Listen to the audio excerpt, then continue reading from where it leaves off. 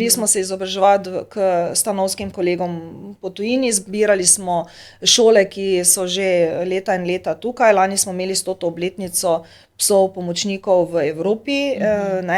Ni potrebe hoditi v Avstralijo, ne vem kam, ker je Evropa tista, ki ima najdaljši staž po psih pomočnikih. Uspešni smo bili na 2 javnih razpisov, takrat še Leonarda da Vincija, in to je trajalo približno 6 let in smo potem smeli obiskovati šole in smo bili po teden dni, po 14 dni v eni, v drugi, v tretji in smo potem počasi pridobivali iz vseh teh področij znanja, ki so nam manjkala. Se pravi, jaz sem kinologinja 30 let, ampak danes jaz ne bi upala šolati recimo policijskega psa.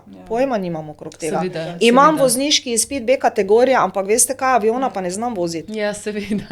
To ste dobro in za vsako stvar ti rabiš imeti subspecializacijo in če smo se mi odločili, da bomo šolali pse za slepe in pse za invalide na invalidskih vozičkih in dodali še potem epileptike, smo se za vsako od teh kategorij morali izobraziti.